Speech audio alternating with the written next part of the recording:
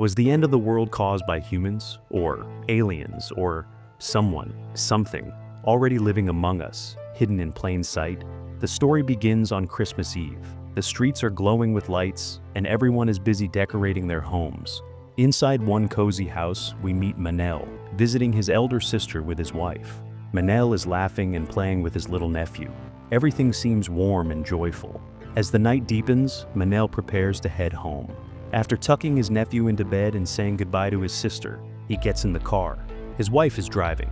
On the way, Manel notices something's off. She looks upset. Concerned, he gently asks, "What's wrong?" She sighs, clearly frustrated. "You know what it is? I want a baby." Manel replies calmly, "I want one too. Just not now. When the time is right, it'll happen." That's when she snaps. "No, you don't. You don't want a child at all." Their conversation turns into an argument, heated, emotional, and then, out of nowhere, another car speeds past them, cutting dangerously close. She almost loses control, swerves, barely managing to steady the wheel. But it's too late. A truck crashes into them head-on. The car flips. The scene goes silent. Manel survives. His wife doesn't. 1 year later, Manel now lives alone in a large, empty house. Just him and his cat. The once joyful man has become a shell, haunted by the past. On TV, news breaks of a terrifying virus spreading rapidly across the country. The borders might soon close. The infected don't just get sick, they become violent, mindless, rage-filled, like zombies. But this first variant of the virus doesn't cause biting. So, for now, the situation is still somewhat under control. The whole nation is in panic. Social media, news channels, everyone's debating the origin of the virus. But Manel doesn't care. Since the day he lost his wife, the world has meant little to him. Without any real caution, he heads outside. Graffiti on walls reads, "Welcome to the beginning of the end." He visits the seaside. His wife once bought a boat. He's here to sell it. After meeting the buyer, his sister Belen calls. He doesn't answer. Later, he visits a grocery store. The place is chaos. People hoarding supplies like the apocalypse has already begun. Despite warnings to buy only essentials, panic buying has taken over. Back home, Manel finally calls Belen. She tells him, "My husband's in the military. They're sending us to an island, safe from the outbreak. They're assigning us a private house. You can come with us if you want. We're leaving tonight." But Manel refuses. Still, Belen pleads, "We need to stay together in times like this, and your airport is the one our flight's leaving from. You could join us tomorrow morning." Reluctantly, Manel agrees. The next day, he packs up with his cat and heads for the airport. On the road, he sees countless cars heading the same way, everyone desperate to reach safety. On the radio, an urgent update. A second wave of the virus has begun. This variant spreads through blood, through bites. At the airport, the lines are endless. People scramble to get a ticket, to escape. Then an announcement echoes through the terminal. All flights to the island are canceled. Panic erupts. Belen calls. "They're shutting everything down," she says. "The new variant is too dangerous. Airports are closing. Go back home and don't leave. I'll keep you updated." As chaos breaks out at the terminal, Manel grabs his cat and escapes the crowd. He starts driving home, but traffic is gridlocked. Hours pass with no movement. So, holding his cat close, he leaves the car and walks the rest of the way. By the time he gets home, it's night. What he sees next stuns him. Outside his neighbor's house, the army has set up a biohazard tunnel. Soldiers in hazmat suits are dragging the neighbor out. He's infected with the new strain. Manel locks himself inside. That night, he falls asleep, drained. The next morning, Belen calls again. The situation is getting worse, she warns. The government is building a so-called safe zone to shelter people. But rumors say that might be the most dangerous place of all. When too many people are crammed together, the virus spreads even faster. So whatever you do, don't leave your house. And whatever you hear, don't go to that safe zone. We'll come for you once things calm down. With that, the line goes dead. Manel turns on the news. All borders are now officially closed.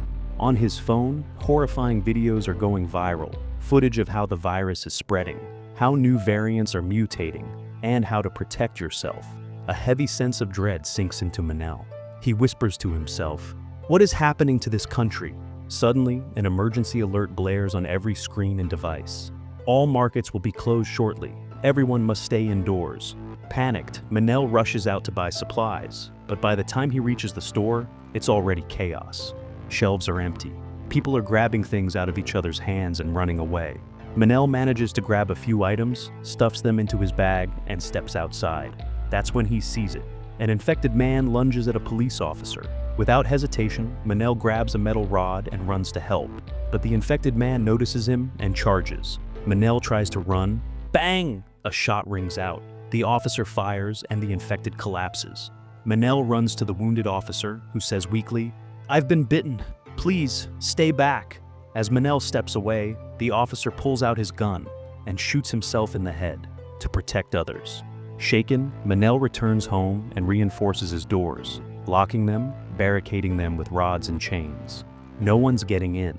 By late afternoon, the internet and phone signal vanish. That night, army trucks arrive in the neighborhood. Loudspeakers echo through the streets. This is an evacuation notice. Everyone must board the buses. You will be transported to the government safe zone. Manel turns off all his lights and hides in silence. It works. Despite the shouting and knocking, the army never finds him. 2 weeks pass. Manel is now the only living soul in his entire neighborhood. He records a video for Baylan. "I'm okay. The only problem is, I'm out of food." He tries to send it, but the network is still down. "Maybe the virus won't kill me," he mutters. "Maybe hunger will." With no choice left, he grabs a pinhammer and steps out to search for food. He checks house after house. Nothing. Eventually, far from home, he breaks into a house and finds an elderly woman in a wheelchair. She can't move her legs. Manel asks, "Why didn't you go to the safe zone?" She replies softly, "Because of my condition, they left me here. I have no food. But I've watched some nearby houses. There might be supplies in them." Manel follows her advice and finally finds some canned goods and bottled water. He brings it back. They both eat, finally feeling a hint of life return. The old woman sighs, "You should have left with the army. At this rate, we'll starve. And, who knows, maybe we'll end up eating each other." Manel gives a half smile. "Don't lose hope. I'll find more food, and we'll have a picnic. Just wait." The next day, Manel goes out again and finds a house stocked with food. That night, they eat together, full and content. The woman then asks, "I'm old and sick, but you're young and healthy. Why are you still here, alone?" Manel finally opens up. "My wife died a year ago. Since then, I've been living alone, and honestly, maybe it's better that she's not here to see the world like this. It would have broken her." Before leaving, he hands the woman a walkie-talkie. "So we can stay connected," he says with a warm smile. Back home, Manel records another video for Baylan, still hoping the signal will return and the message will reach her. Then, he falls asleep. Suddenly, the walkie-talkie crackles to life. The old woman's voice, "Turn on the radio, now!" He scrambles to tune it in. A government announcement blasts through the static. "To all remaining survivors, please report to the designated safe zone. You will be transported to Ireland. Help is coming." The woman speaks again through the radio. "I don't trust this. Crowds mean infection. The virus will spread again." Manel says, "But we're out of food. We don't have a choice." She replies, "I can't walk. How do you expect me to get there in a wheelchair?" Manel assures her, "Don't worry, I'm here. I'll take you." The next morning, Manel packs his bag and arrives at her house. But when he opens the door, she's gone. She had taken a fatal dose of pills. Next to her, a note, "Thank you for caring for me, but I can't be a burden anymore. This is the only choice I had. Now go. Keep moving forward, alone." Now completely alone, heavy-hearted, Manel steps out of his house once more. Suddenly, an infected woman lunges at him from the shadows. Manel pushes her away and, in a panic, fires his gun. She collapses.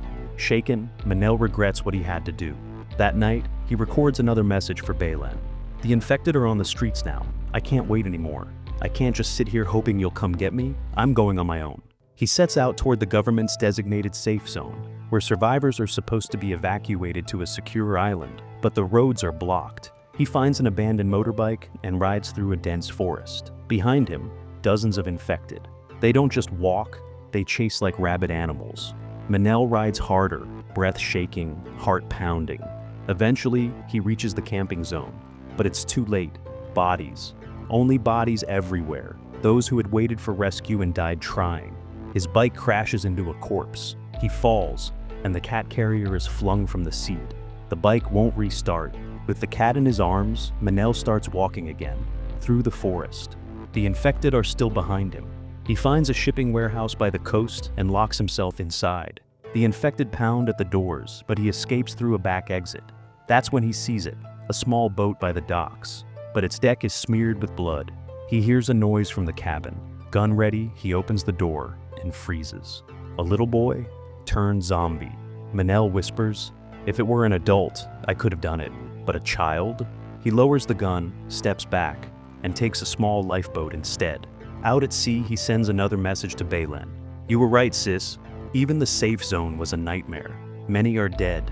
Some turned." Night falls on open water. Around his boat, dozens of corpses float in silence. Then, a ship appears in the distance. Manel signals desperately. Armed men on board approach cautiously. Guns aimed, they demand proof he's uninfected. Manel pleads, "I'm clean. I swear." They test him. He's clear. They bring him aboard. Inside, he and his cat are fed. There are 3 people on this ship, a pilot, the captain, and the captain's son. The pilot offers Manel a private cabin. "Am I the only one you've rescued?" Manel asks. The pilot nods. "You're the first." But that night, through the window, Manel sees something chilling. A family on a small boat, desperately signaling for help. The next morning, Manel questions the pilot again. "That family last night, where are they now?" The pilot frowns. "No one came last night." Manel's instincts scream. He keeps watching, listening, connecting dots. Then he says, "They're being kept in the basement, aren't they?" The pilot's face turns cold. "You ask too many questions. Focus on your own survival." But Manel presses. "You're a pilot. There's an airbase nearby, right? Helicopters, planes. We could reach the safe island directly." The pilot snaps. "Keep your mouth shut if you want to live." Still, the seed of suspicion is planted deep. That night, Manel makes his move. But before escaping, he remembers the family. He descends into the basement. There, the family is tied up, mouths gagged, eyes wide with terror. He removes the gag. "Where's our mom? Our little brother?" "I don't know," Manel stammers. "I swear." Suddenly, one of the captain's men appears, gun raised. He shoots one of the family members. Manel screams, "I don't know where they are." Just as the gun turns to him, bang! The pilot appears and shoots the soldier dead. He turns to Manel. "I told you not to get involved." And yes, the helicopter does exist. Now, allies, Manel and the pilot, flee the ship in a small boat. But they're spotted. Bullets fly. One of the rescued survivors is killed. The pilot is shot in the arm. Manel manages to get him ashore. They steal a car and race toward the local hospital, where there's a helipad. On the way, Manel asks, "What happened to the boy and his mother?" The pilot, eyes filled with pain, replies, "You don't know, Manel. That captain is a monster. He rescues people only to enslave the dead. He sends the women to the island, and what he does to them, it's unspeakable." Hearing the pilot's words, something ignites in Manel. A fire, a rage. He clenches his fists and says, "When the world returns to normal, these monsters will face justice. Those who preyed on the vulnerable in their darkest hour, they won't walk free." Soon they arrive at the hospital, but it's already too late. Dozens of infected swarm the entrance. Without a second thought, Manel charges in with fury, unleashing a storm of bullets from a machine gun. Zombies fall one by one. Dragging the wounded pilot, Manel pushes into the hospital. Inside, no doctors, no nurses, just blood, wreckage, silence, hell once again. Manel lays the pilot on the floor. The man grits his teeth. "Get the bullet out." Manel hesitates. He's not a surgeon. He's never done anything like this, but he's the only one left, and someone has to act. As he searches another room for a medical kit, a shadow creeps behind him, an infected. Manel spins around and fires, barely saving himself. But the gunshot echoes, more infected close in. Just as he's cornered, a nurse appears and pulls him into a safe room. Inside, Manel sees hope, a doctor, the nurse, and 3 small children. They've also rescued the pilot and are now working to remove the bullet.